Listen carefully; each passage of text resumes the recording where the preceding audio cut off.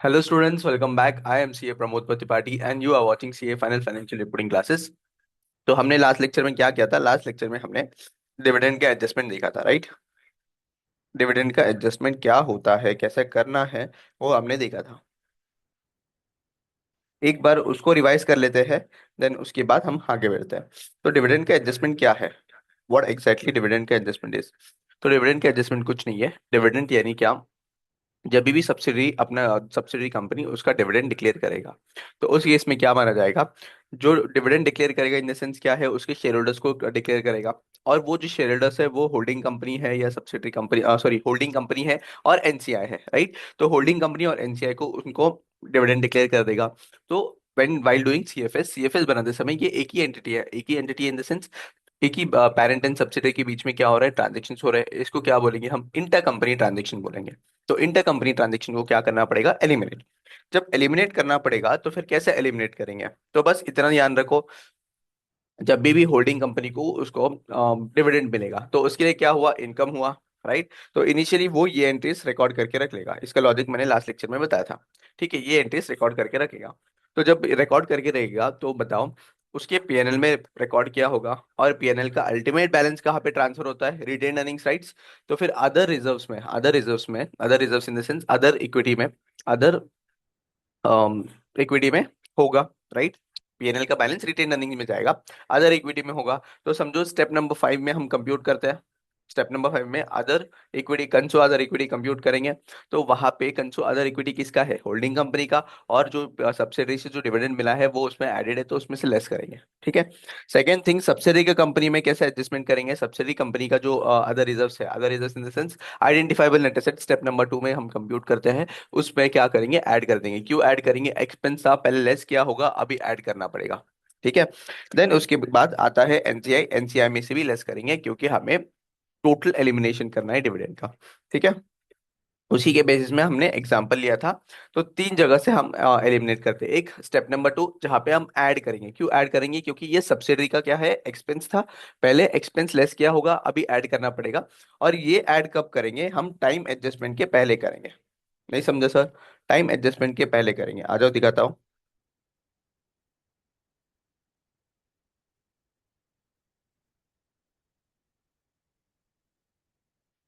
यहाँ पे देख लो, सबसे पहले एडजस्टमेंट क्या क्या होगा? सबसे पहले एडजस्टमेंट डिविडेंड का होगा। क्यों? क्योंकि जब भी हम टाइम एडजस्टमेंट करते हैं, time adjustment in the sense क्या है, हम प्रॉफिट जो है ना बांट देते हैं प्री एंड पोस्ट में। ठीक है। वो प्रॉफिट होना चाहिए बिफोर डिविडेंड। ये जो प्रॉफिट बांटते हैं ना, profit as per time adjustment, ये हमको क्या होना चाहिए? ये बिफोर डिविडेंड होना चाहिए। बिफोर डिविडेंड कब होगा? जब डिविडेंड को ऐड बैक कर दूंगा ना, तब जाके मुझे प्रॉफिट बिफोर डिविडेंड आ जाएगा। उसके बाद मैं टाइम एडजस्टमेंट के बेसिस में 6 महीने के बेसिस में, या कितना भी पीरियड हो उतने पीरियड में बांट सकता हूँ मैं। ठीक है, क्लियर? और लास्ट लेक्चर में एक क्वेश्चन भी किया था। एक क्वेश्चन वो टैली नहीं हो रहा था ना, वो टैली इसलिए नहीं हो रहा था क्योंकि वहां पे अमाउंट्स का ये था। मैंने देख लिया, आ जाओ बताता हूँ तुम्हें क्या ये था, क्या मिसिंग आउट था। हाँ, यहाँ पे देखोगे असेट साइड में, असेट साइड टैली नहीं है।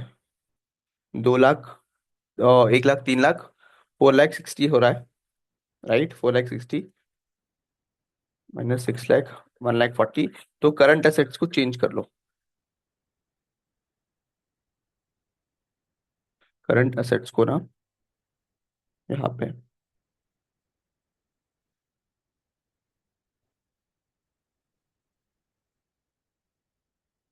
2 लाख 40 कर लो। ठीक है।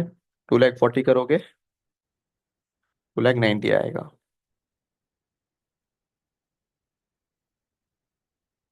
करंट असेट चेंज होके 2 लाख 90 आएगा। अब देखो टैली होना चाहिए। 2 लाख 90 +3 लाख +52,000, ये आ रहा है 6 लाख 42,000। और 3 लाख +109, 13,000, 6 लाख 42,000। क्लियर? बस वहां पे क्वेश्चन में जब एग्जाम्पल बनाया था तो फिर टैली नहीं था वो क्वेश्चन, उसके लिए टैली नहीं हो रहा था हमारा। डिविडेंड वाला एडजस्टमेंट समझ गया क्या? नहीं। पक्का? चलो, अगर वो समझ गया होगा तो एक और एडजस्टमेंट में लेके जाता हूँ, which is very important one.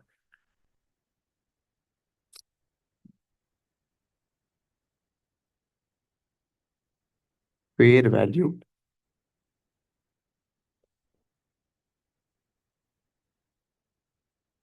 Adjustment.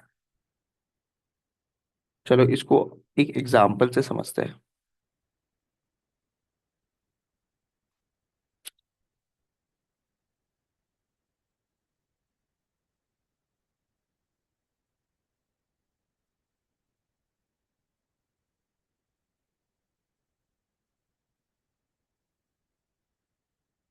ठीक है, ठीक है, बैलेंस शीट।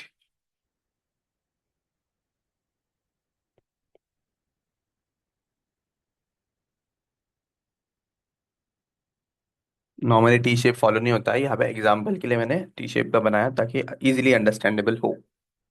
मेरे पास है building and other PPE. Carrying amount है एंड फेयर वैल्यू है। तो कैरिंग अमाउंट है 300 एंड फेयर वैल्यू है 330। ठीक है।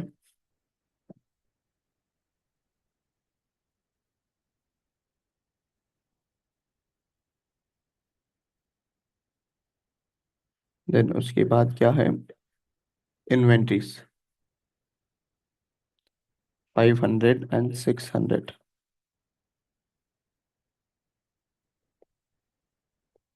ट्रेड रिसीवेबल्स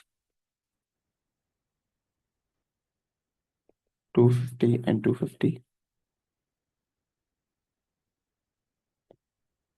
कैश है 700 एंड 700।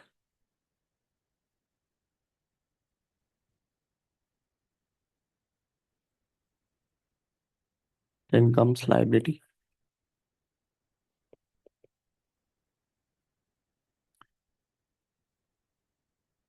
लाइबिलिटी में सबसे पहले शेयर कैपिटल अपना,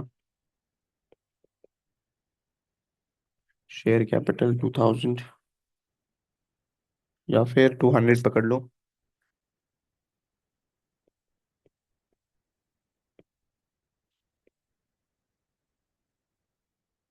रिटेन अर्निंग्स है मेरा 230।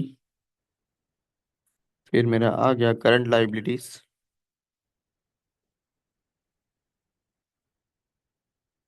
या डायरेक्टली लिख दो ट्रेड पेबल।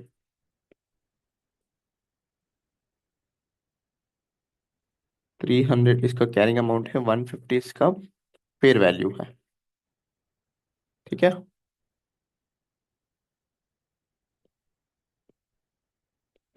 रिटेन्ड अर्निंग्स, ये देखो हो रहा है क्या, 300 प्लस 500 प्लस 250 प्लस 700।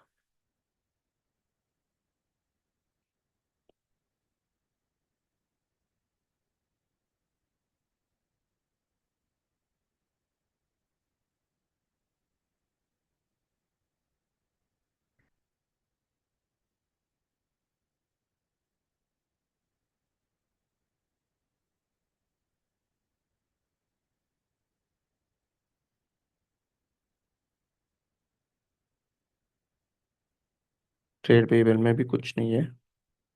चलो यहाँ पे एग्जांपल के लिए ले लो। एक एग्जांपल दिख रहा है तुम्हें स्क्रीन के ऊपर? क्या किया है मैंने? कुछ नहीं, एक बैलेंस शीट, सिंपल सा बैलेंस शीट बनाया है जिसमें असेट्स है, लाइबिलिटीज है। असेट्स का मुझे कैरिंग अमाउंट दिया है, फेयर वैल्यू दिया है, और लाइबिलिटीज का क्या मुझे दिया है, carrying amount and fair value. ठीक है। तो normally as per Ind AS 103 हम कैसे कंप्यूट करते हैं? याद है फेयर वैल्यू ऑफ असेट्स कैसे कंप्यूट करते हैं? यानी net assets, fair value of net assets. क्या हो रहा है इसको?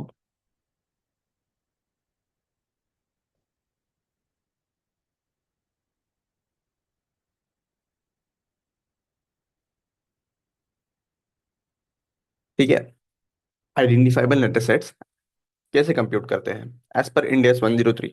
बताओ। Step number 2।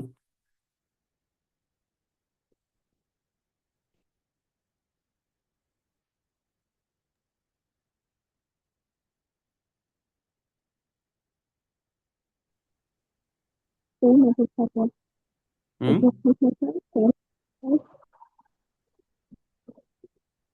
Fair value of assets ले लेंगे, राइट। कितना है फेयर वैल्यू ऑफ असेट्स? मेरे पास सबका फेयर वैल्यू दिया है क्या? हाँ, सबका फेयर वैल्यू दिया है।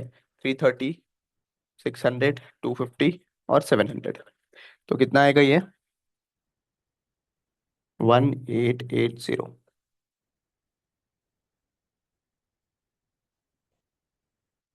बरोबर। और मेरा यहाँ पे लाइबिलिटी साइड देखोगे तो लाइबिलिटी साइड मेरे पास एक ही लाइबिलिटी है, ट्रेड पेबल, और उसका भी मुझे फेयर वैल्यू दिया है, दैट इज 170। तो 170 लोगे फेयर वैल्यू ऑफ लाइबिलिटी।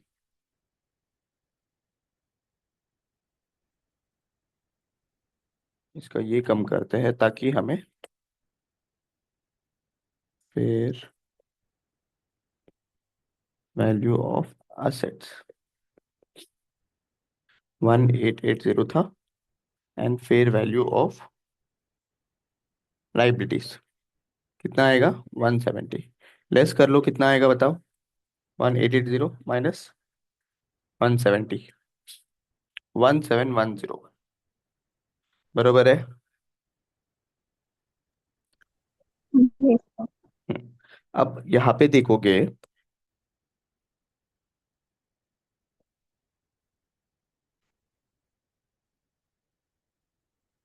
एक मिनट, एग्जाम्पल में कुछ तो ठीक है, चलो। और यहाँ पे अगर मुझे 110 के हिसाब से कंप्यूट करना हो, इंडेस 110 सेम आएगा या नहीं?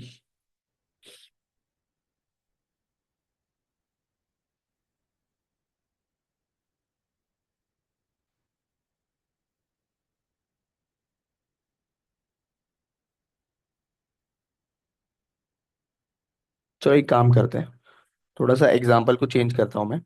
बिल्डिंग का 3000 ले लो, और फेयर वैल्यू 3300 ले लो। ये सेम है, ये सेम है, ये सेम है, okay. Then comes share capital ले लो 2000, और रिटेन अर्निंग्स 2300। ट्रेड पेबल 150, और यहाँ पे फेयर वैल्यू भी 150। ट्रेड पेबल में अभी फिलहाल कोई चेंज नहीं है। तो यहाँ पे कैसे कंप्यूट करेंगे हम? फेयर वैल्यू ऑफ असेट्स ले लेंगे। फेयर वैल्यू ऑफ असेट्स बताओ कितना है? 25700। तो आ जाएगा ये 4850, राइट। और यहाँ पे अगर देखोगे fair value of liabilities same है, यानी क्या, कैरिंग अमाउंट और फेयर वैल्यू सेम है। तो 150 यहाँ पे लेस कर लो फेयर वैल्यू ऑफ लाइबिलिटीज। तो मेरा यहाँ पे ये कितना आ जाएगा? Net assets 4700, right. बरोबर। मैंने कुछ नहीं किया, बस एक एग्जांपल में थोड़ा सा चेंज किया ताकि क्या बोलते हैं, जो भी मैं कंप्यूट करूंगा अभी वो सही आए। डन, यहाँ तक समझ में आया? कुछ डाउट है यहाँ तक? अब इंडेक्स 110 के हिसाब से हम नॉर्मली कैसे कंप्यूट करते हैं? इंडेक्स 110 के हिसाब से हम ले लेते हैं इक्विटी शेयर कैपिटल। इसका इक्विटी शेयर कैपिटल कितना है? 2000, राइट। बराबर, इक्विटी शेयर कैपिटल है 2000। 2000 इक्विटी शेयर कैपिटल है। देन हम ले लेते हैं अदर इक्विटी। अब ये अदर इक्विटी में हम एनालाइज करेंगे प्री एंड पोस्ट में। बराबर। अब प्री एंड पोस्ट में मुझे एनालाइज करना है। रिटेन अर्निंग्स का फर्दर इंफॉर्मेशन कुछ दिया नहीं है। अगर कुछ नहीं दिया है तो फिर मैं समझूंगा कि ड्यूरिंग द ईयर कुछ अर्न नहीं किया, तो डायरेक्टली 2300 लिख दूंगा। किसमें? प्री में। Retained earnings 2300। तो अगर यहाँ पे देखोगे पोस्ट में कुछ नहीं आएगा। क्यों पोस्ट में कुछ नहीं आएगा?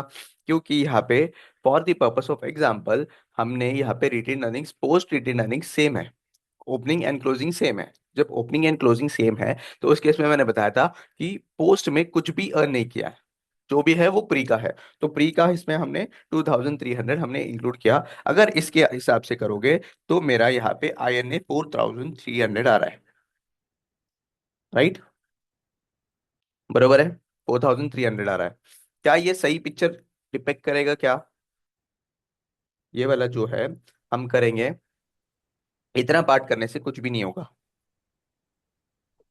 हमें क्या करना पड़ेगा, यहाँ पे जो फेयर वैल्यू का एडजस्टमेंट है वो भी कंसिडर करना पड़ेगा। उसके बेसिस में मुझे कंप्यूट हो जाएगा मेरा आईएनए। समझा? हम नॉर्मली क्या करते हैं, नॉर्मली स्टेप नंबर 2 में शेयर कैपिटल और अदर रिजर्व्स का प्री एंड पोस्ट करते हैं, उसमें एडजस्टमेंट करते हैं डिविडेंड। अब तक डिविडेंड पड़ा था, डिविडेंड करेंगे।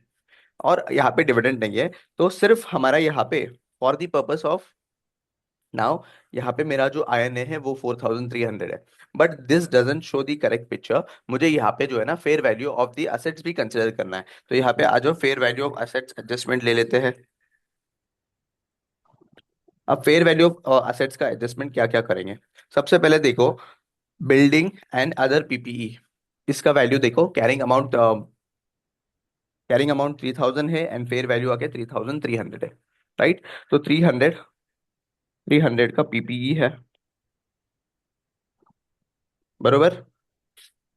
देन अगेन देखोगे इन्वेंट्रीज, इन्वेंट्रीज में 500 का इंक्रीज है, बरोबर। 100 का इंक्रीज है, इंक्रीज ऐड करेंगे हम इन्वेंट्रीज का, 100 ऐड करेंगे। देन कम्स, यहाँ पे ट्रेड रिसीवेबल में कोई भी चेंज नहीं है, कैश में कोई भी चेंज नहीं है, और ट्रेड पेबल में भी कोई चेंज नहीं है, बरोबर। तो मेरे इसमें दो चेंजेस थे, एक बिल्डिंग एंड अदर पीपीई में 300 का जो है ना इंक्रीज था, और इन्वेंट्रीज में जो है ना 100 का इंक्रीज था। ये दोनों कंसिडर करने के बाद अब कंप्यूट करो आईएनए। आईएनए मेरा इनिशियली जो कंप्यूट किया था ना उससे मैच होना चाहिए। 4300 प्लस 300 प्लस 100, 4700, ये होगा जीरो।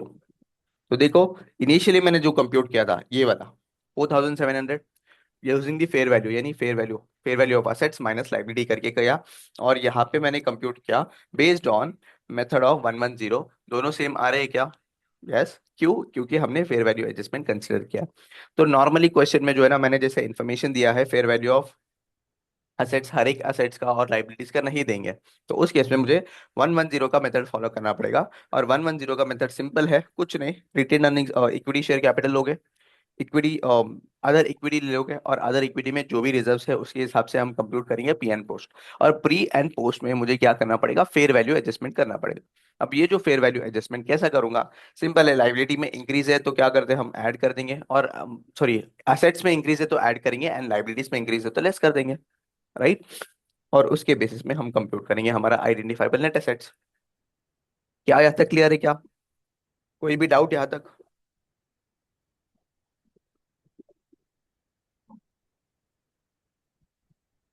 हम्म।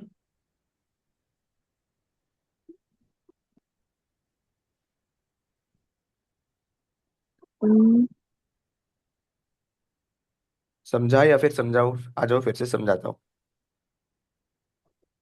हम्म। चलो, क्या हुआ है, मुझे क्या कंप्यूट करना है, identifiable net assets. Simple, identifiable net assets मुझे कंप्यूट करने हैं, क्या करना पड़ेगा।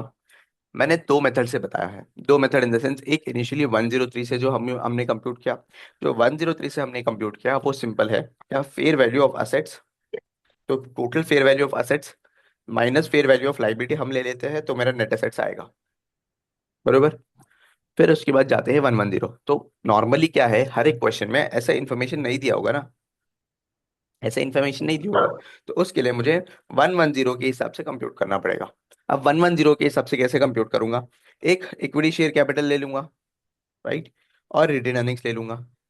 Equity share capital and retained earnings, और यहाँ पे रिटेन अर्निंग्स का कोई एडिशनल इन्फॉर्मेशन नहीं दिया है, तो उसके लिए मैं क्या करूंगा, इसको प्री में कंसिडर करूंगा, राइट।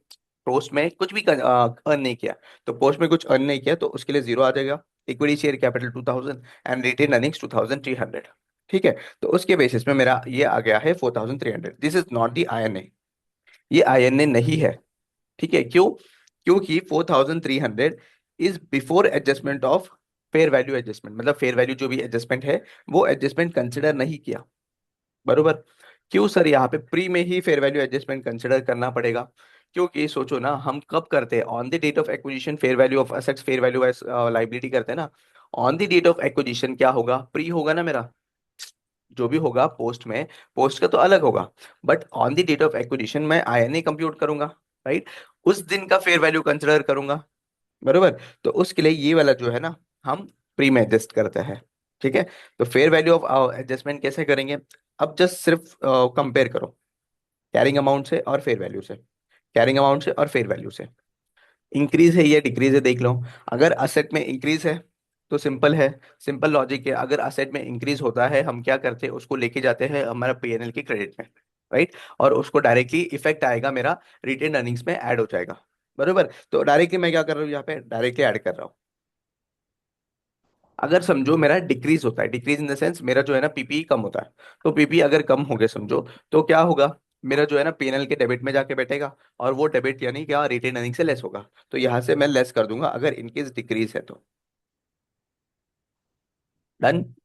देन उसके बाद सेम लाइबिलिटीज, लाइबिलिटीज के केस में भी सेम, और हम क्या करेंगे, अगर इंक्रीज है तो लेस कर देंगे, और इनकेस डिक्रीज है तो ऐड कर देंगे, सिंपल।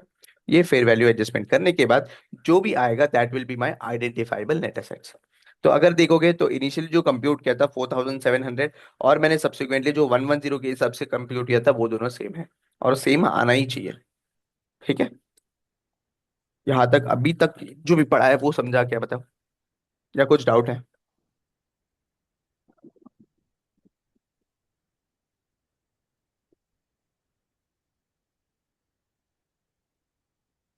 अभी भी नहीं समझा?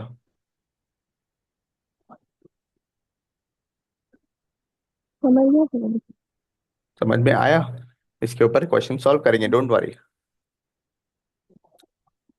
ये वाला चीज क्लियर है, हमने कैसे हाँ, कंप्यूट किया 110 के हिसाब से। देखो ये इंपॉर्टेंट है, ये तो मैंने for the purpose of reference मैंने बताया, ये वाला,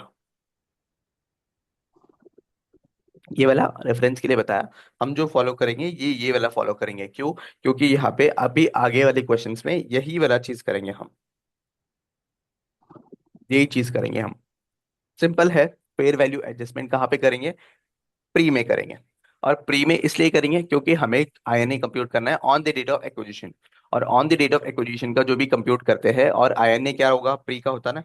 जब भी मैंने बोला था कि प्री का जो भी वैल्यू रहेगा वो आईएनए आइडेंटिफाइबल नेट एसेट्स होगा, तो मुझे आइडेंटिफाइबल नेट एसेट्स कंप्यूट करना है, उसके लिए मैं फेयर वैल्यू एडजस्टमेंट मैं प्री में कर रहा हूँ। एक मिनट यहाँ पे लिख ही देता हूँ।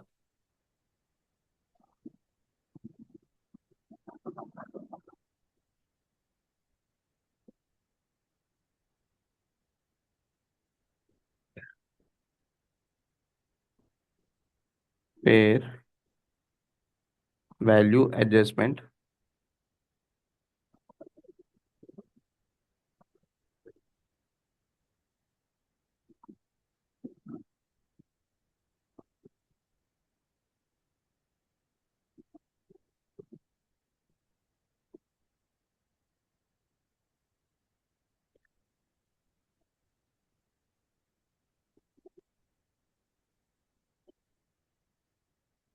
वाई, क्वेश्चन मार्क, क्यों? क्योंकि we compute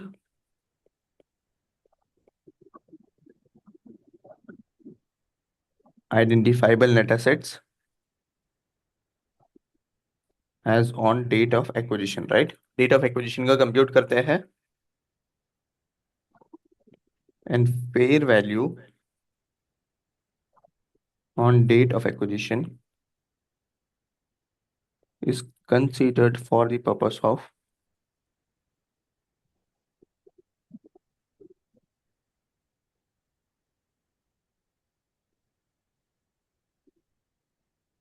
INA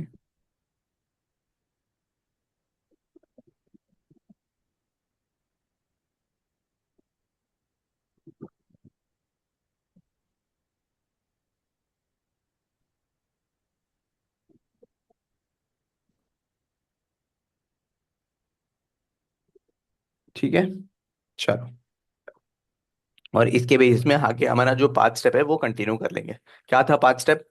one is, first वाला कौन सा है, purchase consideration. Second, identifiable net assets. Third, मेरा एनसीआई होगा। अब ये जो एनसीआई है दो डेट में निकलेंगे, एक date of acquisition and other one क्या है, और ईयर एंड का। फोर्थ वाला क्या था, गुडविल कंप्यूटेशन, एंड फिफ्थ वाला जो है ना कंसो other equity.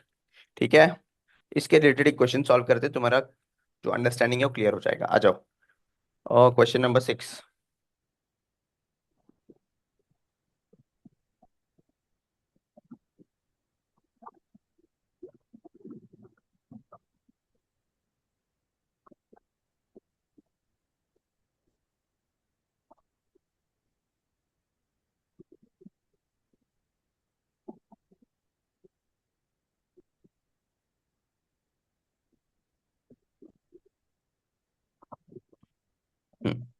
Question number 6 read कर लो एक बार। ओके। हम्म,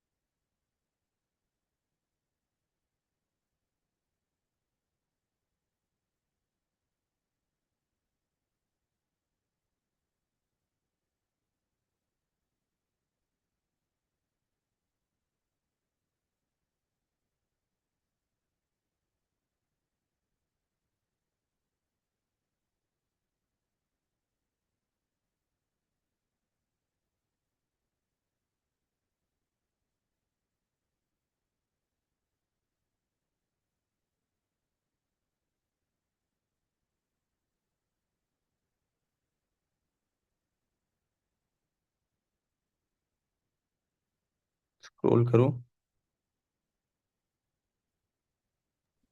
हाँ।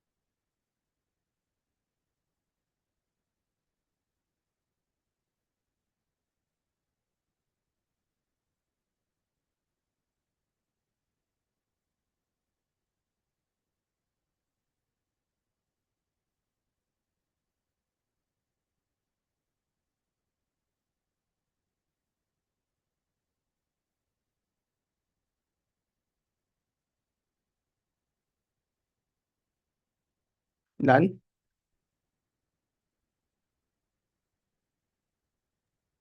यस। एक मिनट।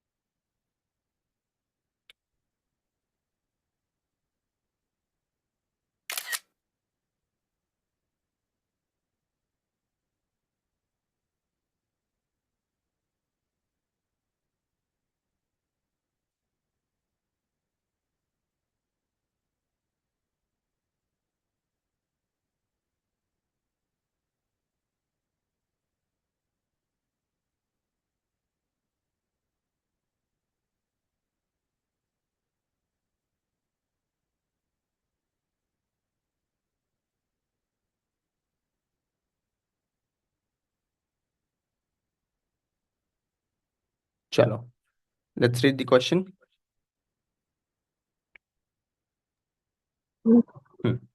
क्वेश्चन नंबर 6 है और टेस्ट योर नॉलेज का। सिंपल, एकदम सिंपल क्वेश्चन है।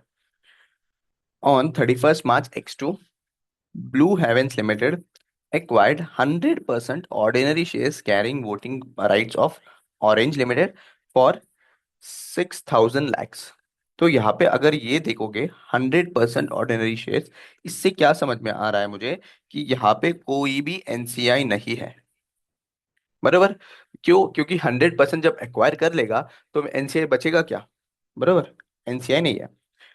And is controlled by Orange Country Limited. At and it controlled Orange Country Limited, यानी क्या?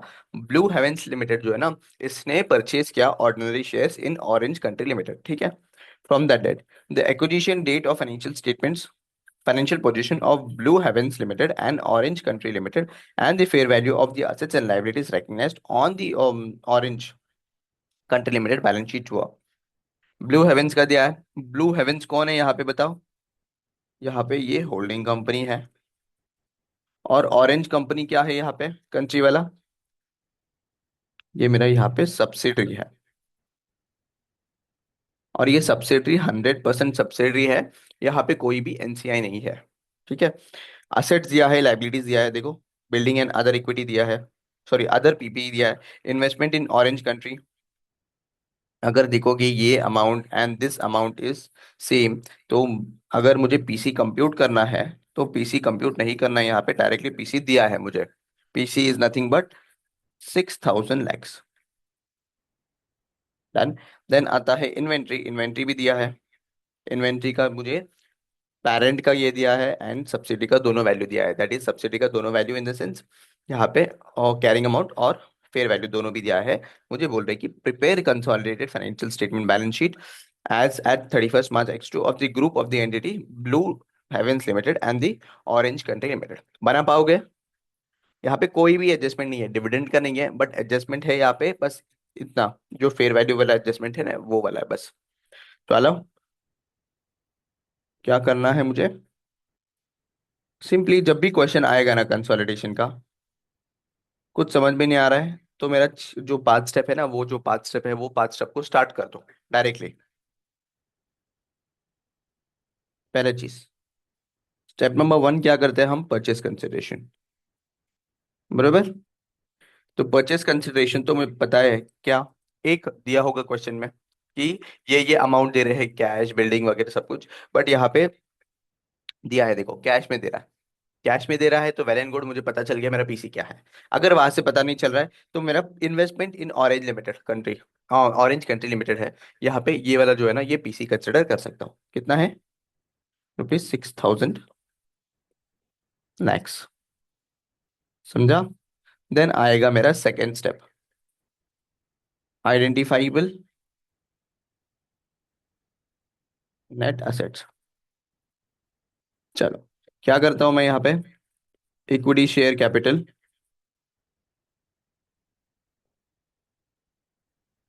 ऑफ ऑरेंज लाऊंगा। अब ऑरेंज क्यों ले रहा हूँ? क्योंकि orange is a subsidiary company है। जब भी हम आईएनए कंप्यूट करते हैं वो ऑरेंज का करते हैं, ब्लू हेवेंस का नहीं। सॉरी, ब्लू हेवेंस का नहीं लेंगे क्योंकि वो पेरेंट है। हम किसका बुक्स कंसोलिडेट कर रहे हैं? सब्सिडरी का होल्डिंग में कर रहे हैं। ठीक है। तो ऑरेंज का ये शेयर कैपिटल देख लो कितना है, 2,000, और रिटेन अर्निंग्स है 2,300। और एक और चीज, यहाँ पे रिटेन अर्निंग्स में कोई भी चेंजेस दिया है क्या? फर्दर नहीं दिया है, तो फिर टोटल जो आएगा ना वो मेरा जाएगा, यानी opening is equal to closing, कुछ भी चेंज नहीं है ओपनिंग एंड क्लोजिंग में, तो पूरा का पूरा प्री में जाएगा। कितना था? 2,000 ना? 2,000। देन आएगा मेरा अदर इक्विटी, इसको मैं प्री एंड पोस्ट में करता हूँ। तो इसमें आ जाएगा पहले रिटेन अर्निंग्स।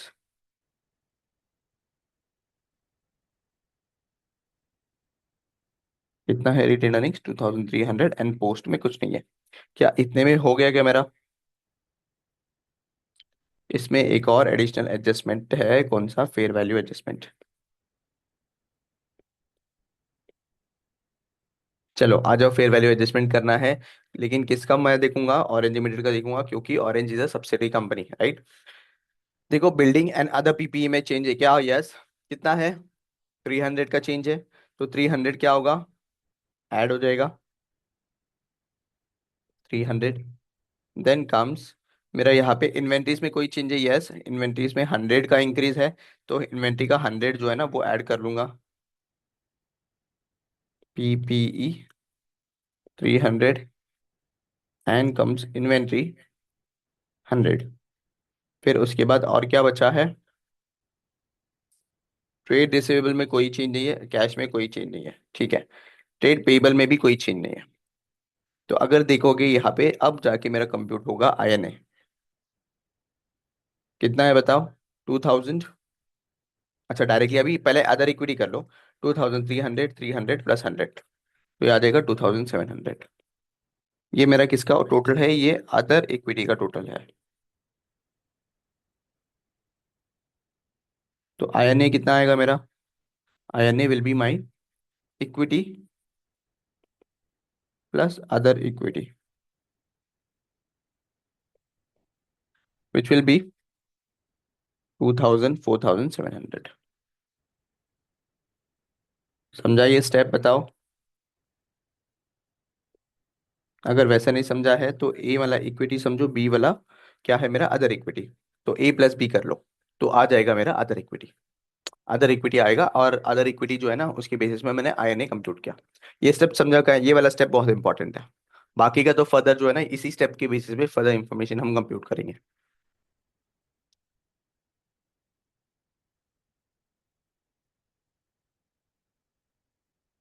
देख लो एक बार अच्छे से, समझा नहीं समझा बताओ मुझे। समझ तो आता है, समझ गए। समझ तो गया, ये एक क्वेश्चनेबल ये है। फिर से समझाता हूँ सुनो। 2 मिनट बचा है, तो न्यू सेशन में ही समझाता हूँ, आ जाओ। ओके। हम्म, हाँ। असेट्स का टोटल वैल्यू नहीं दिया होगा और लाइबिलिटीज का टोटल वैल्यू नहीं दिया होगा। मुझे क्या दिया होगा यहाँ पे? मुझे इतना पार्ट ही दिया होगा। कितना पार्ट? असेट्स दिया होगा और लाइबिलिटीज दिया होगा, जिसमें मैं क्या करता हूँ, assets normally in general sense assets minus liabilities कर लेता हूँ। तो मुझे क्या मिल जाता है? ये दो वाला पार्ट, ये वाला। जो असेट्स माइनस लाइबिलिटीज करता हूँ ना, ये बुक वैल्यू के हिसाब से करूंगा। किसके हिसाब से? बुक वैल्यू, क्योंकि नॉर्मली क्वेश्चन में क्या दिया रहेगा? Book value. इसमें फेयर वैल्यू नहीं दिया होगा, राइट। फेयर वैल्यू इंक्लूडेड नहीं होगा, सिर्फ हम क्या करते हैं असेट्स माइनस लाइबिलिटी कर लेंगे, तो फिर मेरा नेट एसेट्स आ जाएगा। बट ये नेट एसेट्स में फेयर वैल्यू इंक्लूड नहीं होगा। फेयर वैल्यू इंक्लूड नहीं होगा, क्यों नहीं इंक्लूड होगा? क्योंकि फेयर वैल्यू का जो अमाउंट है वो अलग से दिया होगा हमें। तो वो अलग से जो दिया है ना उसका एडजस्टमेंट करना है हमें। तो समझो फॉर एग्जाम्पल यहाँ पे मैं लेता हूँ, फॉर एग्जाम्पल यहाँ पे प्रॉपर्टी पीपीई। पीपीई का समझो कैरिंग अमाउंट है। पीपीई का कैरिंग अमाउंट है कितना? 100, और इसका फेयर वैल्यू है 120। इन्वेंट्री है समझो, इसका 50 एंड ये 70 है। ठीक है। तो मैंने कंप्यूट जब किया था, ये लाइबिलिटी ट्रेड पेबल यहाँ पे है। ट्रेड पेबल टीपी लिख देता हूँ डायरेक्ट। टीपी यहाँ पे समझो ये 60 है। ठीक है। जब भी मैं क्या कर रहा हूँ, नेट एसेट्स नॉर्मल वे में कैरिंग अमाउंट के हिसाब से कंप्यूट करूंगा नेट एसेट्स, तो कैसे कंप्यूट करूंगा? ये पे इक्विटी है एंड मेरा रिटेन अर्निंग्स है। Retained earnings. तो ये सब जो वैल्यू है वो बुक वैल्यू में है। ये फेयर वैल्यू के लिए अभी के लिए भूल जाओ, फेयर वैल्यू वाला पार्ट। ये समझो 100 है, ये 50 है। तो मेरा नेट एसेट्स कैसे कंप्यूट करूंगा? इक्विटी और रिटेन अर्निंग्स, 100 और 50 प्लस 50 कर दूंगा, तो आ जाएगा मेरा नेट एसेट्स 150। बट ये जो है ना बुक वैल्यू के हिसाब से है, this is as per book value. But हम initially on the date of acquisition INA at fair value लेते हैं, बरोबर। इनिशियली हम on the date of acquisition INA at the fair value, INA मतलब identifiable net assets, at fair value लेते हैं। हमने जो ये कंप्यूट किया, ये वाला पार्ट, ये वाला जो कंप्यूट किया, this is as per book value. तो मुझे क्या करना पड़ेगा? यहाँ पे फेयर वैल्यू एडजस्टमेंट करना पड़ेगा। अब ये जो फेयर वैल्यू एडजस्टमेंट कैसे करूंगा? सिंपल है। देखो कंपेयर करो फेयर वैल्यू और मेरा कैरिंग अमाउंट है। समझो कैरिंग अमाउंट 100 है एंड फेयर वैल्यू 120 है, तो 20 रुपीज का यहाँ पे क्या है? पीपीई का इंक्रीज है, बरोबर। पीपीई का इंक्रीज है। तो नॉर्मली हम क्या करते हैं, अगर पीपी में इंक्रीज है, पीपीई में इंक्रीज है, तो हमारा नॉर्मल जनरल हमारा अकाउंटिंग कैसा होता है वो बताओ। जनरल अकाउंटिंग कैसा होगा बताओ। PP account debit 20, to revaluation reserve करते हैं हम, बरोबर। यही करते हैं ना इंडिया 16 के हिसाब से। Yes sir. हम्म। अब यहाँ पे ये जो 20 है, अगर यहाँ पे देखोगे रिवैल्यूएशन रिजर्व इज क्रेडिट हो रहा है, और रिजर्व्स का नॉर्मली बैलेंस क्या होता है? क्रेडिट ही होता है, बरोबर। रिजर्व्स का, रिटेन अर्निंग्स का कोई भी बैलेंस अगर देखो, रिजर्व्स का पार्ट बोल रहा हूँ मैं, वो जो क्रेडिट बैलेंस होता है। और यहाँ पे रिवैल्यूएशन रिजर्व क्या हो रहा है? क्रेडिट हो रहा है। तो उसके लिए मैं यहाँ पे क्या करूंगा? फेयर वैल्यू एडजस्टमेंट में पीपीई 20 ऐड करूंगा। क्यों? यहाँ पे क्रेडिट है। समझो अगर रिजर्व्स डेबिट होता रहेगा तो मुझे पीपीई को लेस करना पड़ता था। अगर समझो ये इन्वेंट्रीज है, इन्वेंट्रीज में क्या है समझो? डिक्रीज है समझो, डिक्रीज है 40 से। तो 40 से अगर डिक्रीज है तो 50 माइनस 40 क्या होगा? 10 रुपीज का डिक्रीज है। तो नॉर्मली क्या करूंगा मैं? लॉस टू इन्वेंट्री करूंगा, जो भी लॉस है, लॉस ड्यू टू फायर कुछ भी हो सकता है, 10 and 10। समझो या फॉर एग्जांपल ये पी मेरा प्रॉफिट एंड लॉस अकाउंट में बैठा है। कहाँ पे जाएगा? प्रॉफिट एंड लॉस अकाउंट के डेबिट साइड में। ठीक है। तो अगर क्या करेंगे, नॉर्मली हम क्या करते हैं, पी और प्रॉफिट एंड लॉस अकाउंट है, ये प्रॉफिट एंड लॉस अकाउंट में क्रेडिट और डेबिट, क्रेडिट माइनस डेबिट करते हैं, और जो भी प्रॉफिट है इसको ट्रांसफर कर देते हैं रिटेन अर्निंग्स में। बरोबर। इसको क्या करेंगे, ट्रांसफर करेंगे रिटेन अर्निंग्स में। तो डेबिट साइड वाला जो भी पार्ट है वो रिटेन अर्निंग्स में सिंपली लेस होता है। तो उसके लिए मैं यहाँ पे क्या करता हूँ, इन्वेंट्री, यहाँ पे 10 रुपीज लेस कर दूंगा। ठीक है। Similar way goes with liabilities as well. या फिर तुम ऐसे ही समझो ना, नॉर्मल समझो। नॉर्मल हम 103 के हिसाब से कैसे करते हैं ना, वैसे समझो। नॉर्मली क्या करते हैं, असेट्स में इंक्रीज है तो ऐड करेंगे। ठीक है। लाइबिलिटीज में इंक्रीज है तो लेस करेंगे। ठीक है। अगर असेट्स में डिक्रीज है तो लेस करेंगे, लाइबिलिटीज में डिक्रीज है तो क्या करेंगे, ऐड करेंगे। यहाँ पे मेरा फायदा हो रहा है या फिर मेरा क्या हो रहा है, लॉस आ रहा है, वो चेक करना है। अगर असेट्स में इंक्रीज हो रहा है तो फायदा है तो ऐड करो। असेट्स में डिक्रीज हो रहा है तो फिर यहाँ पे लॉस हो रहा है, लॉस होगा तो डिक्रीज करो। राइट। फिर उसके बाद लाइबिलिटीज है, लाइबिलिटीज अगर इंक्रीज हो गया तो मेरा क्या है, लॉस है। Liabilities increase in the sense loss ही हो गया ना। मेरा क्या हो रहा है यहाँ पे, फायदा नहीं हो रहा है तो फिर क्या करेंगे, लेस करेंगे। लाइबिलिटीज डिक्रीज हो रहा है क्या नहीं, यानी क्या है, मेरा यहाँ पे फायदा हो रहा है तो फिर ऐड करेंगे। तो बस ऐसा ऐड करते चलेंगे।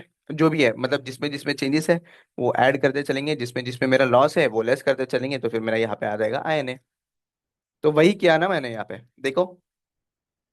अगर यहाँ पे देखोगे, मेरा इन्वेंट्रीज वाला पार्ट, इन्वेंट्रीज नहीं, PPE वाला पार्ट, PPE वाला पार्ट देखोगे, तो मेरा कैरिंग अमाउंट इज 3000, एंड 3300 मेरा फेयर वैल्यू है। तो 3300 का इंक्रीज है, 3300 का इंक्रीज है। तो ये इंक्रीज इज माई, क्या है, मेरा फायदा हो रहा है यहाँ पे, तो 300 क्या किया मैंने, ऐड कर दिया। राइट।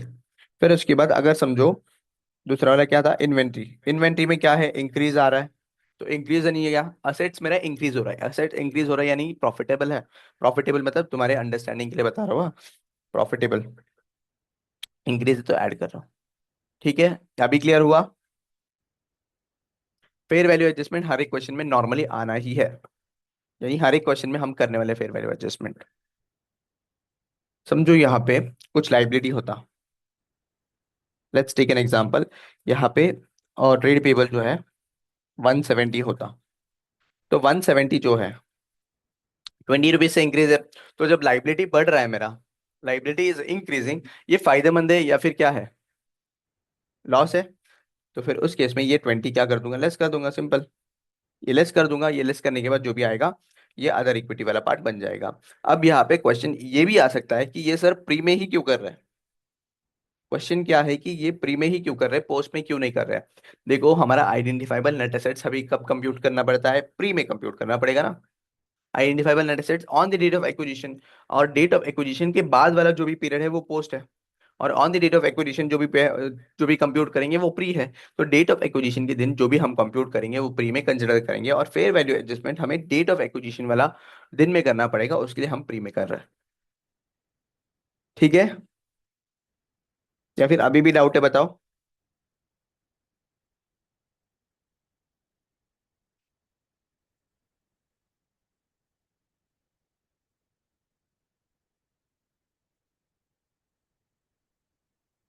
सोचो, आराम से सोच के बताओ, या फिर एक और एग्जांपल लेके समझाता हूँ, डोंट वरी।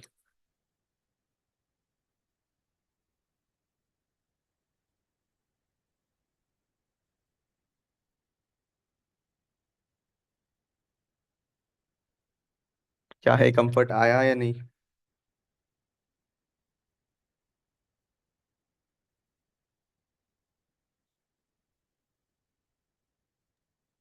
आगे थोड़ा सा समझ मिल सकती है। पक्का।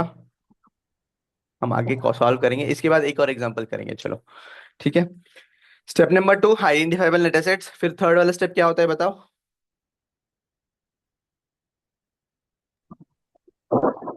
Non controlling interest. Very good. Non controlling interest है क्या यहाँ पे, इस क्वेश्चन में? इस क्वेश्चन में नील होगा। क्यों नील होगा, क्योंकि यहाँ पे 100% एक्विजिशन जो है ना पेरेंट किया। देखो 100% ऑर्डिनरी शेयर्स किसने किया, ब्लू हेवेंस लिमिटेड लिख किया, तो फिर उस केस में कोई भी मेरा यहाँ पे NCI नहीं होगा। फोर्थ वाला पार्ट गुडविल, या मेरा होगा बारगेन परचेस। भाई गुडविल या बार्गेन परचेस, तो गुडविल या बार्गेन परचेस कंप्यूट कैसे करेंगे, सिंपल है।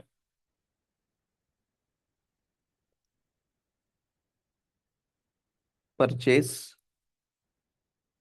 कंसिडरेशन, कितना है मेरा परचेस कंसिडरेशन, 6,000। लेस कर दो INA। अब INA कितना है यहाँ पे, 4,700। तो 4,700 को लेस कर लो, तो ये आ जाएगा 1,300। 1,300 क्या है मेरे यहाँ पे, goodwill. And step number 5, conso other equity.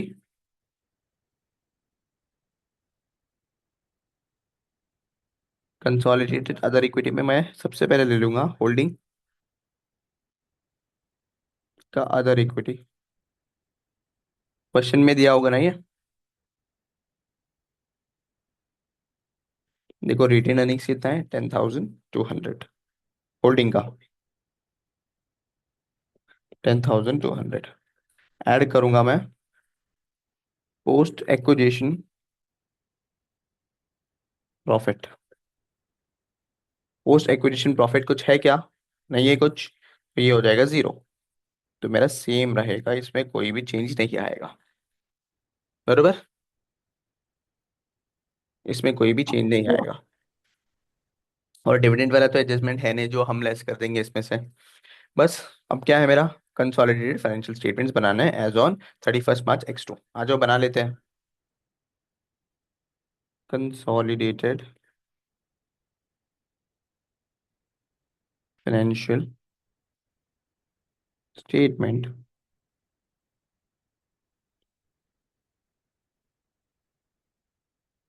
As on 31 March X2।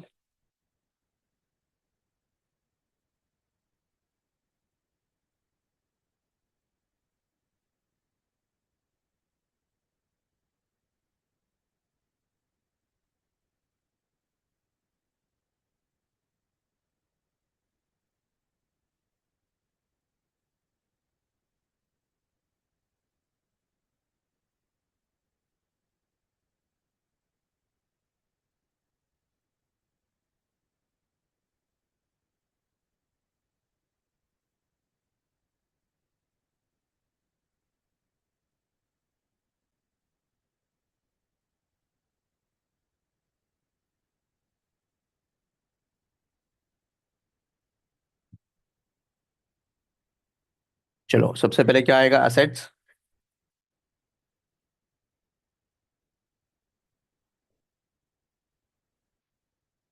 बरोबर, सबसे पहले असेट्स आएगा।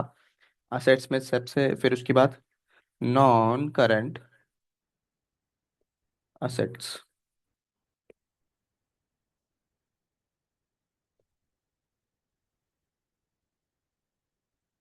नॉन करंट असेट में मेरा क्या था, प्रॉपर्टी,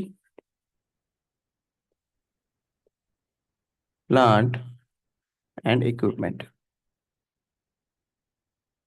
अगर प्रॉपर्टी प्लांट एंड इक्विपमेंट देखोगे क्वेश्चन में, मेरा जो property plant and equipment building and other PPE 700 parent का सेम रहेगा, उसमें कोई भी चेंज नहीं आएगा। पेरेंट का सेम है। और उसके बाद मैं ऑरेंज का फेयर वैल्यू लूंगा। ध्यान रखना, फेयर वैल्यू लेना है, कैरिंग अमाउंट नहीं लेना है। क्यों सर कैरिंग अमाउंट नहीं लेना है, क्योंकि हम on the date of acquisition consolidation किसके बेसिस में करेंगे, नॉर्मली 103 के हिसाब से समझ लो, फेयर वैल्यू के बेसिस में करते हैं। तो फेयर वैल्यू कंसिडर करेंगे ना, और INA भी कंप्यूट करते समय हम फेयर वैल्यू लिए। तो 3,300 कितना आता है यहाँ पे, 10,300 ना, 7,000 प्लस 3,300, ये आएगा 10,300। इसे कंप्यूट किया हमने, 7,000 प्लस 3,300, ये फेयर वैल्यू ले लिया हमने। ठीक है। फिर उसके बाद क्या आएगा, फाइनेंशियल असेट्स।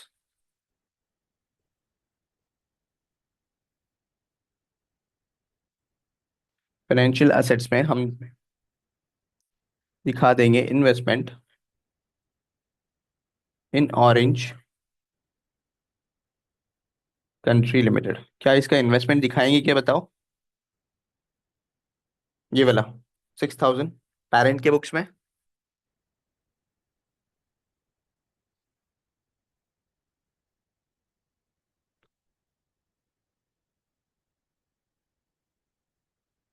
6,000 हम जो है ना सीएफएस में बताएंगे क्या?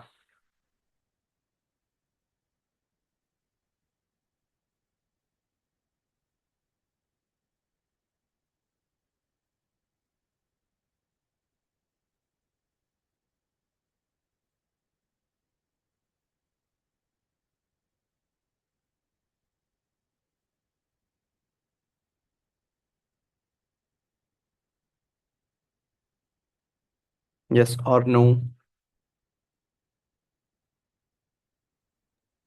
yes, very good, no. क्यों नहीं दिखाएंगे?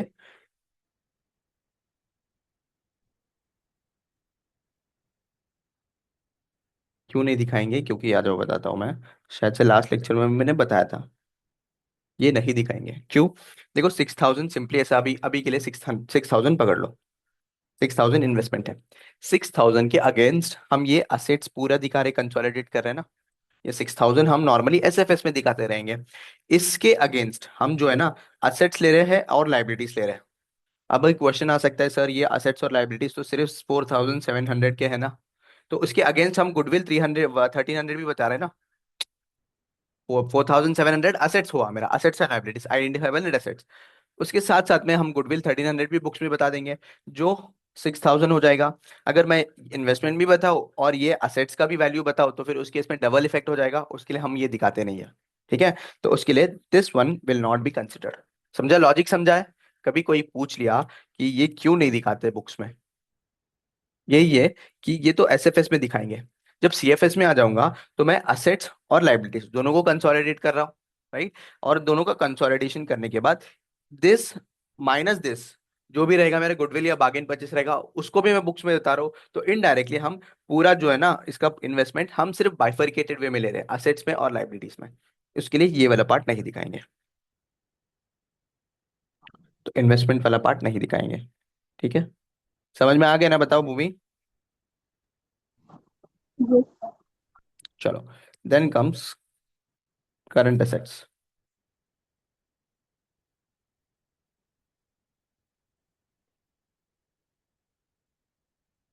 करंट असेट्स, अब करंट असेट्स कितना है? इन्वेंट्रीज है। इन्वेंट्री में मेरा इन्वेंट्री 700 सेम टू सेम रहेगा, और बचा हुआ ये जो है ना 600, तो इन्वेंट्रीज मेरा यहाँ पे आ जाएगा 1,300। ये वाला नहीं लेंगे।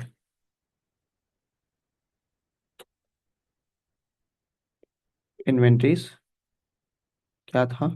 500 था क्या? 700 प्लस 600 विच विल बी 1,300। चलो, फिर उसके बाद ट्रेड रिसीवेबल 300 प्लस 250। 300 प्लस 250 550 हो जाएगा। ट्रेड रिसीवेबल 200 प्लस 250, सॉरी 300 था ये आ जाएगा 550। चलो, then comes next cash. Cash तो मेरा वही रहेगा 1,500 और 700। तो 1,500 प्लस 700 कितना होगा? 2,200। Cash 1,500 plus 700, 2,200। इसमें कुछ चीज भूल गया है क्या? गुडविल भी दिखाना होगा ना 1,300, तो गुडविल भी दिखाएंगे नॉन करंट असेट के नीचे। गुडविल कितना है? 1,300। ठीक है? यहाँ तक क्लियर है? कोई डाउट है? असेट साइड देख लो कितना आ रहा है। मैं तब तक लाइबिलिटी साइड लिख लेता हूँ। Equity and liabilities,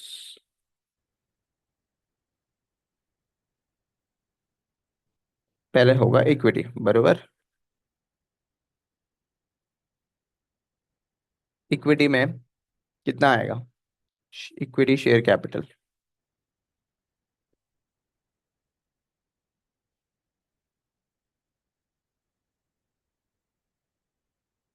equity share capital, यहाँ पे सिर्फ और सिर्फ पेरेंट का लेंगे, ये दोनों नहीं लेंगे। This will not be considered, सिर्फ पेरेंट का लेंगे। पेरेंट का कितना है, 5,000 शेयर कैपिटल है और रिटेन अर्निंग्स 10,200 है। बट 10,200 ही लेंगे क्या? इक्विटी जो अदर इक्विटी है, मतलब रिटेन अर्निंग्स वाला पार्ट जो है ना, हमने स्टेप नंबर 5 में कंप्यूट किया, देख लो कितना है। 10,200 ही है, इस पे कोई भी चेंज नहीं है क्योंकि पोस्ट एक्विजिशन प्रॉफिट कुछ भी नहीं था। तो इक्विटी शेयर कैपिटल कितना था यार, भूल गया मैं फिर से। 5,000। 5,000। और यहाँ पे आ जाएगा अदर इक्विटी, जो था मेरा 10,200। ठीक है। Then comes liability side. Liability side में क्या है? लाइबिलिटी साइड में सिर्फ ट्रेड पेबल है। ट्रेड पेबल आके 300, ये नहीं लेंगे। 300 प्लस 150, तो कितना आएगा? 450।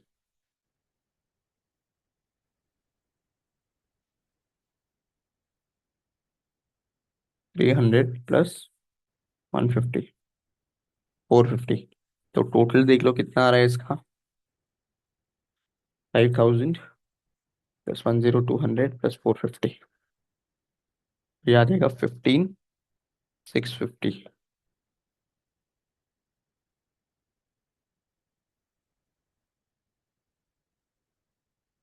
और यहाँ पे कितना आ रहा है? देख लो, 10,300 प्लस 1,300 प्लस 1,300 प्लस 5,500, ये आ रहा है 15,650। राइट है ना? हाँ। देखो टैली हो गया है, यस।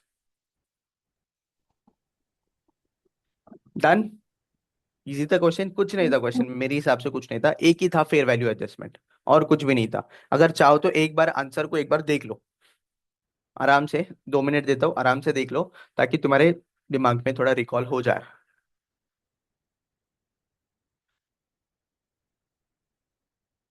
फर्स्ट स्टेप हमने क्या किया था, परचेज कंसिडरेशन, जो 5 स्टेप था वही किया हमने। 6,000।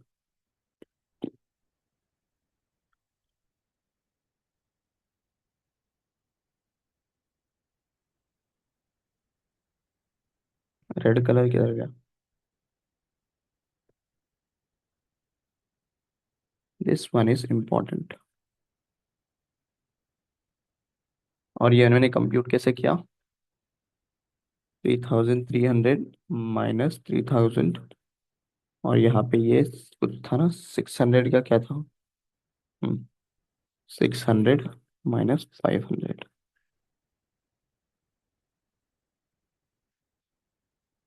मेन जो भी है वो स्टेप नंबर 2 में, सॉरी, मेन जो भी है वो स्टेप नंबर 2 में है।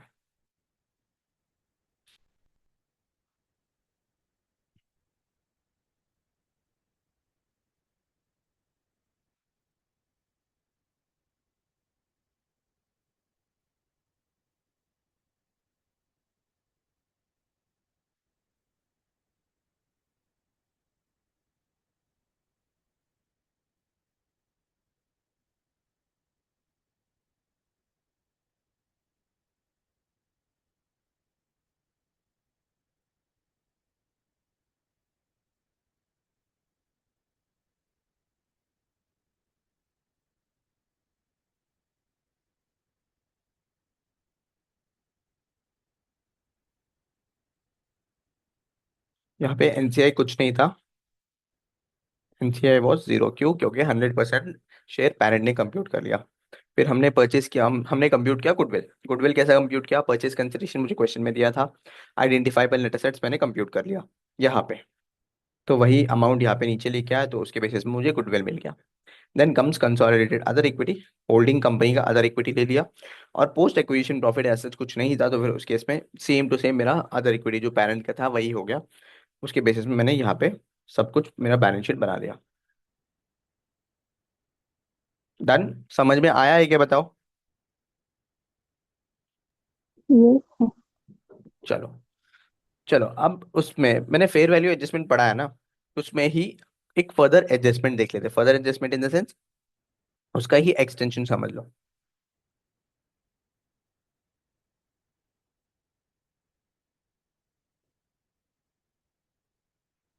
Deferred tax on fair value adjustment. Simple है, बहुत सिंपल है। देखो हमने क्या किया यहाँ पे, ये सबको इरेज कर दूं क्या, मैं तो क्वेश्चन बैंक में चलता हूँ। हम्म, देखो यहाँ पे हमने क्या किया, हमने फेयर वैल्यू एडजस्टमेंट करने, मेरा जो फेयर वैल्यू है, कैरिंग अमाउंट और फेयर वैल्यू, इन दोनों को बढ़ाया, राइट। इन दोनों को कंपेयर करके जो भी एडजस्टमेंट है वो मैंने कर लिया, राइट।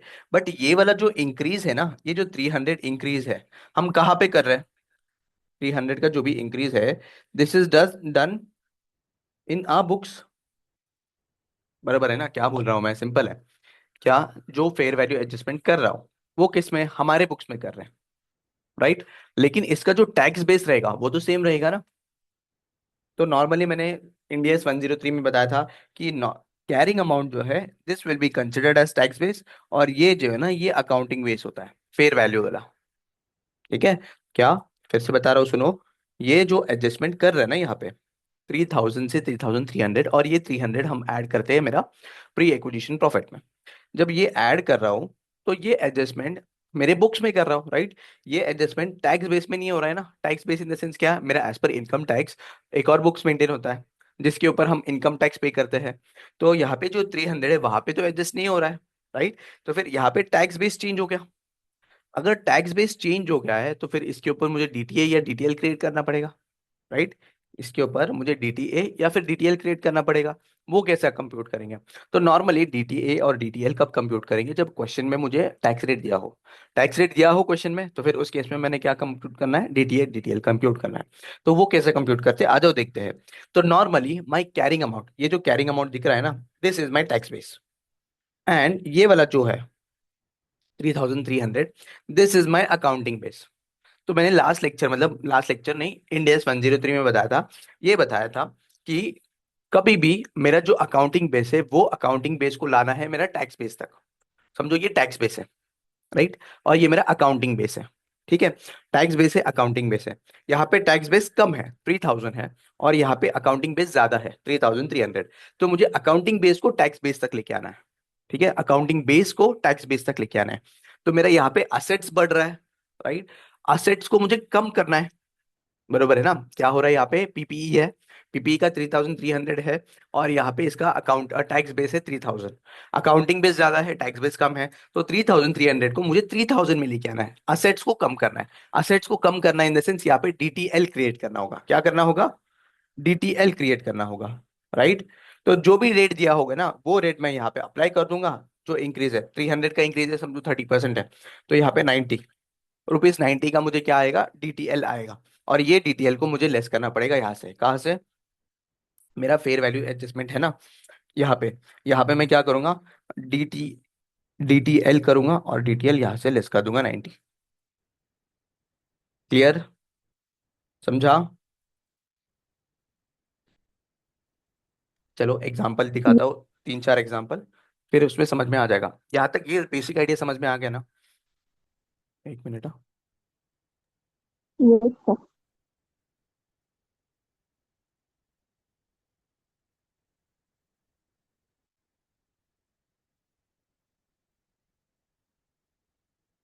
हाँ, चलो।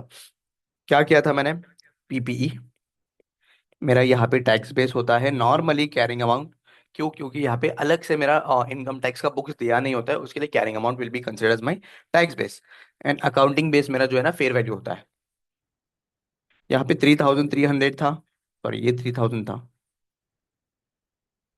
और ये 3300 था। तो मेरा यहाँ पे इंक्रीज कितना था, increase was 300। Increase of assets है यहाँ पे, राइट, इंक्रीज ऑफ असेट्स है, तो सेम मेरा लॉजिक सेम है। क्या लॉजिक है सर, यहाँ पे ये समझो ये टैक्स बेस है, ये टैक्स बेस है, और ये मेरा अकाउंटिंग बेस है। Accounting base is more than 300, और ये मेरा असेट्स है। असेट्स को कम करना है, तो डीटीएल क्रिएट करो और खत्म कर दो, राइट। समझो, let's take an example. Inventory है, इन्वेंट्री मेरा यहाँ पे 600 है, और मेरा फेयर वैल्यू में 400 हो गया, राइट। मेरा जो है ना फेयर वैल्यू में 400 हो गया, तो डिक्रीज है यहाँ पे बाई 200। बरोबर, डिक्रीज बाई 200 है। तो जब डिक्रीज बाय 200 है, तो बताओ यहाँ पे क्या क्रिएट होगा, डीटीए या डीटीएल?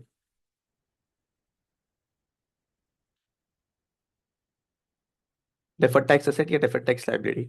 और ये नॉर्मली कभी कोई इंटरव्यू में भी पूछे ना, तो फिर डीटीए या डीटीएल किसके ऊपर क्रिएट होता है? ये टेम्पररी डिफरेंस के ऊपर क्रिएट होता है। Temporary difference in the sense क्या है? ये जो 300 का जो इंक्रीज है, ये वाला जो 300 इंक्रीज है, this is the temporary difference. Temporary difference in the sense due to certain adjustment हम ये कर रहे हैं। इन फ्यूचर जो है ना, इन फ्यूचर इसका मैं क्या ले सकता हूँ, क्रेडिट ले सकता हूँ। इन फ्यूचर इसका जो है ना, मैं क्रेडिट ले सकता हूँ। इस जो है ना, ये परमानेंट डिफरेंस नहीं है। परमानेंट डिफरेंस यानी क्या? ये बहुत रेयर सर्कमस्टेंसेस में होता है परमानेंट डिफरेंस। परमानेंट डिफरेंस आया, उसके ऊपर डीटीए डीटीएल क्रिएट कभी नहीं होगा। टेम्पररी डिफरेंस के ऊपर क्रिएट होगा। क्यों? क्योंकि टेम्पररी डिफरेंस के ऊपर डीटीए क्रिएट होगा, डीटीएल क्रिएट हो गया, समझो लॉस है मेरे बिजनेस में, लॉस के ऊपर डीटीए डीटीएल क्रिएट किया, और इन फ्यूचर प्रॉफिट हो जाएगा, तो ये प्रॉफिट को लॉस से सेट ऑफ कर दूंगा। ये डिटेल कंसेप्ट हम इंडियस 12 में पढ़ेंगे, बट सिर्फ अभी के लिए बोल के रख रहा हूँ। ये जो डीटीए डीटीएल क्रिएट होता है, ये टेम्पररी डिफरेंस के ऊपर क्रिएट होकर रखता है। ठीक है। इसका बताओ मुझे इन्वेंट्री फटाफट, कितना, 3 मिनट बचा है। उसके बाद एक 10-15 मिनट का एक और सेशन क्रिएट करता है। क्या क्रिएट होगा, डीटीए या DTL?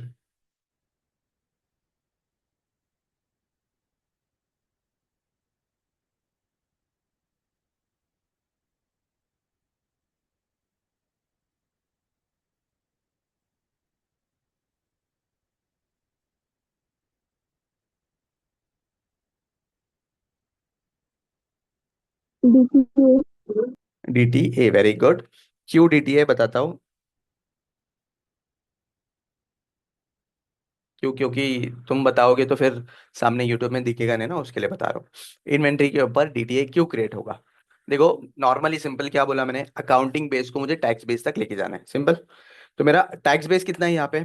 Tax base is 600, right. इसका जो लॉजिक है, क्यों यहाँ पे अकाउंटिंग बेस्ड टैक्स बेस तक लेके जा रहे हैं, ये इंडेक्स 12 में पढ़ेंगे। ठीक है, इसके इंडेक्स 12 में हम डिटेल में कैसा क्या है, क्यों है, सब कुछ पढ़ेंगे। बट यहाँ पे सिर्फ यहाँ पे बस एक ट्रिक समझ लो। अकाउंटिंग बेस को मुझे लेके जाना है टैक्स बेस तक। टैक्स बेस ज्यादा है, अकाउंटिंग बेस कम है, तो अकाउंटिंग बेस को बढ़ाना है, तो मुझे असेट्स को बढ़ाना है। असेट्स को कैसे बढ़ाएंगे? टू क्रिएटिंग टीटीए, तो उसके लिए यहाँ पे टीटीए आया। अगर असेट्स को कम करना हो तो डीटीएल, असेट्स को बढ़ाना हो तो TTA, simple. Similar goes with liability as well. समझो एक लाइबिलिटी का एग्जांपल लेते हैं, 1 मिनट बचा है, नेक्स्ट सेशन में लेते हैं, आ जाओ। न्यू सेशन क्रिएट करते हैं, उसमें ले लेते हैं। चलो, कहा थे हम, डीटीए डीटीएल के यहाँ पे समझ रहे थे।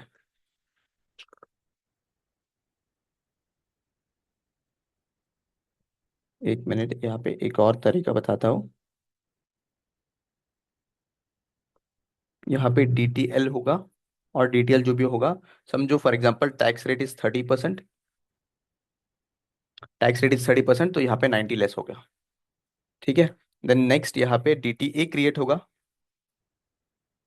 200 के ऊपर 30%, 60, 60 ऐड होगा, डीटीए है। समझो लाइबिलिटी ले लेता हूँ यहाँ पे, ट्रेड पेबल। ट्रेड पेबल, अब ये जो ट्रेड पेबल है,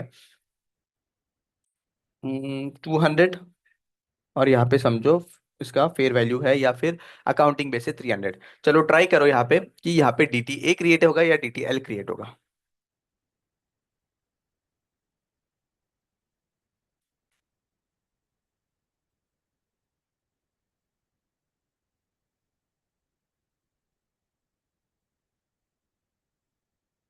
डीटीएल। डीटीएल क्रिएट होगा, ओके। जैसा डीटीएल क्रिएट होगा बताओ। अकाउंटिंग बेस ज्यादा है, टैक्स बेस कम है, तो डीटीएल। डीटीएल कैसा? वही डीटीएल कैसा होगा? फिर से बताओ, क्या बोला, डीटीए बोला? DTA, okay okay okay. तो क्या है, सिंपल है, देखो अकाउंटिंग बेस है, टैक्स बेस है, तो अकाउंटिंग बेस को मुझे कम करना है।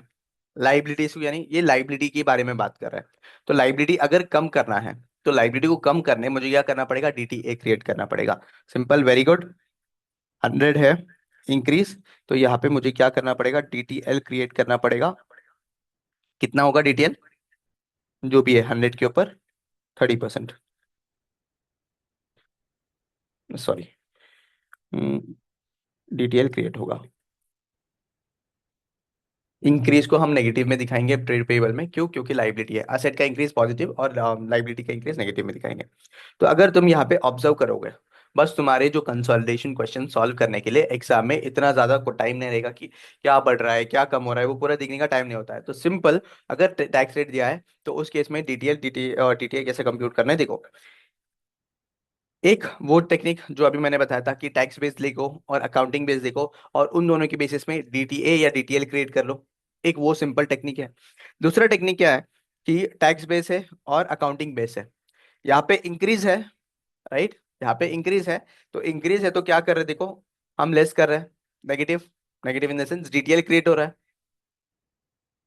इन्वेंट्री में क्या है, इन्वेंट्री में डिक्रीज है तो डीटीए क्रिएट कर रहे हैं पॉजिटिव। यानी क्या, अगर पॉजिटिव होगा उसके ऊपर डीटीएल क्रिएट होगा नेगेटिव, अगर नेगेटिव होगा उसके ऊपर डीटीए क्रिएट होगा पॉजिटिव। दैट इज, ये असेट्स के केसेस में, किसके केसेस में, ये असेट के केसेस में।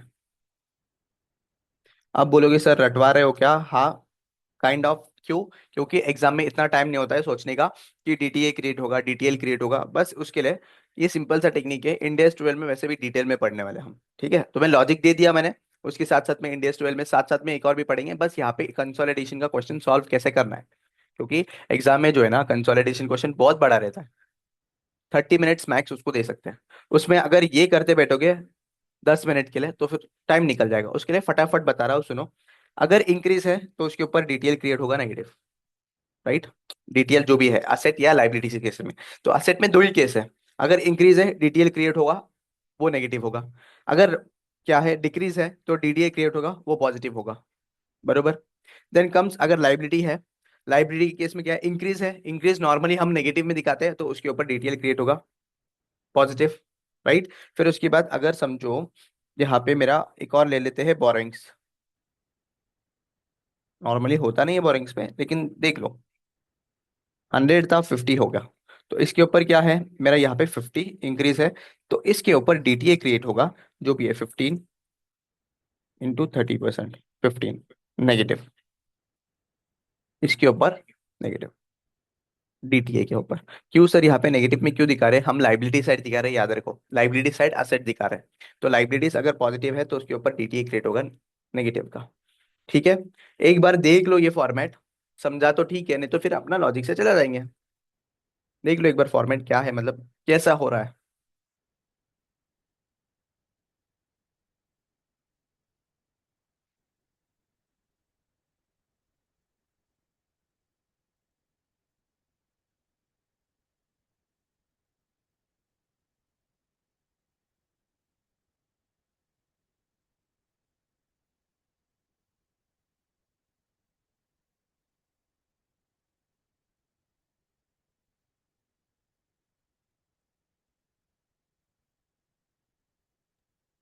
डन। डन। चलो इसी के रिलेटेड हम ये जो क्वेश्चन सॉल्व किया ना ये वाला, इसी के बेसिस में हम देखते हैं कि हम क्या करेंगे नॉर्मली आईएनए में कैसे कंप्यूटेशन करेंगे।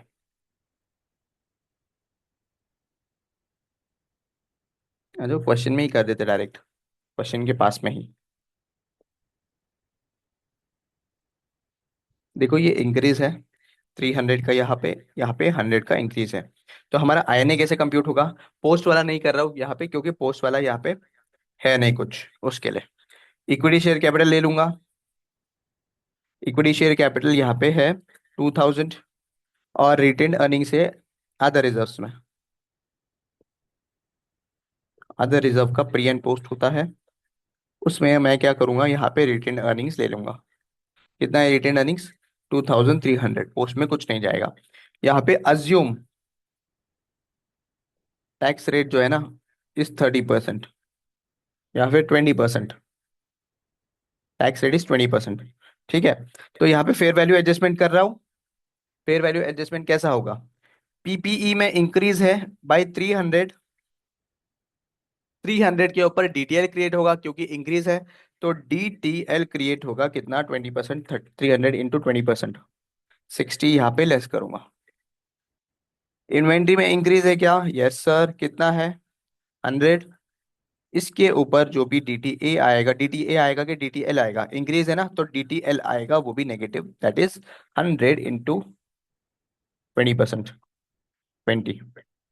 अब कंप्यूट करो क्या आएगा, 2300 plus 300 minus 60 plus 100 minus 20 plus 2000। तो ये आ जाएगा मेरा आई एन ए 4620। ऐसा हम नॉर्मली कंप्यूट करेंगे फॉर दी, अगर इनकेस मुझे क्वेश्चन में दिया हो क्या, tax rate. Tax rate question में ऐसा दिया हो तो फिर इस केस में ऐसे कंप्यूट करेंगे। देख लो एक बार।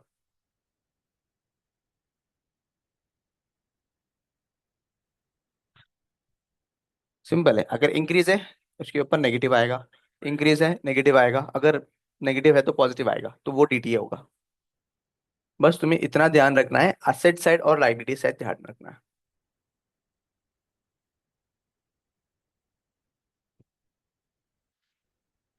डन, समझ में आ गया? Yes sir. Okay, very good. अगर समझ में आ गया तो बहुत बढ़िया।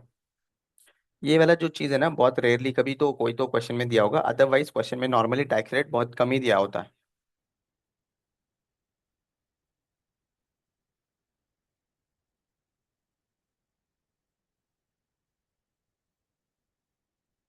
टाइम है क्या? 34, 10 मिनट में तो क्वेश्चन सॉल्व नहीं होगा ना।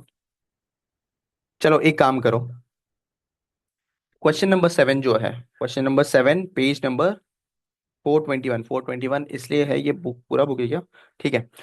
ये सिर्फ कंसोलिडेशन पीडीएफ है मेरा, कंसोलिडेशन का क्वेश्चन का पीडीएफ है, उसमें 421 देख लो या फिर 89 करके है, उसमें देख लो, दोनों में से कोई भी आएगा। Question number 7 of test your knowledge. Question read करता हूँ, तुम्हें होमवर्क दे रहा हूँ, एक बार ट्राई करना घर पे सॉल्व करने के लिए, ठीक है? The facts and the circumstances जो भी है same in the question 6 above, however Blue Blue Haven Limited acquires only 75%। क्या कर रहा है यहाँ पे, सिर्फ 75% एक्वायर कर रहा है of the ordinary shares to which the voting rights are attached of Orange Country Limited. Blue Haven Limited pays 4500 for the shares. तो सिंपल है यहाँ पे 7500, सॉरी 7500 ने 75% जो है ना शेयर्स परचेस कर रहा है, तो 75% शेयर जो परचेस करेगा उसका कॉस्ट है 4500। Prepare the consolidated financial statements, जो भी बैलेंस शीट है at 31 March X2 of the group entity Blue Havens Limited and Orange Country Limited, दोनों का भी मुझे क्या बनाना है, सीएफएस बनाना है। तो यहाँ पे अगर देखोगे, ये जो 75 है ये कंट्रोलिंग इंटरेस्ट है, यानी पेरेंट का, ये होल्डिंग का है, ठीक है? एनसीआई कंप्यूट करना पड़ेगा, एनसीआई कितना होगा यहाँ पे, 25% का एनसीआई होगा। तो एनसीआई वाला जो स्टेप हमने नील लिख के आया ना ऊपर, जो मेरे सोल्यूशन में नील था, वो अभी कंप्यूट करेंगे। अभी कंप्यूटेशन कैसा होगा, दो पार्ट में होगा, एक प्री एंड एक पोर, और सॉरी एक date of acquisition, that is हम कंप्यूट करते हैं on the date of acquisition वाला, एंड दूसरा जो मेरा पोस्ट होगा based on the post acquisition profit, ठीक है? उसके बेसिस में पूरा कंप्यूटेशन होगा। तो ये एक क्वेश्चन जो है ना, ट्राई करो घर पे सॉल्व करने का। बहुत इजी क्वेश्चन है, इसका ऑलरेडी फन पहला पार्ट हमने कंप्यूट कर लिया पूरा का पूरा, सेकेंड वाला पार्ट सिर्फ कंप्यूट करना है। उसके साथ साथ में अगर देखोगे, ये जो 4500, जब इन्वेस्टमेंट वाला पार्ट देखोगे क्वेश्चन में, सेम टू सेम है इसका पूरा। तो यहाँ पे इन्वेस्टमेंट वाला जो है ये 4500 आएगा आई गेस, और बाकी का कोई चेंज नहीं है। 4500 चेंज कर दूंगा तो कुछ चेंज होगा क्या? वैसे भी कोई ये इन्वेस्टमेंट दिखाते नहीं है, तो छोड़ो, मुझे पीसी पता है ना, तो पीसी 4500 है, उसके बेसिस में पूरा का पूरा कंप्यूटेशन करो। इजी क्वेश्चन है, सॉल्व करके आना। ओके। Okay sir. ओके चलो, thank you for watching this lecture and have a very nice day. Bye bye. Thank you sir.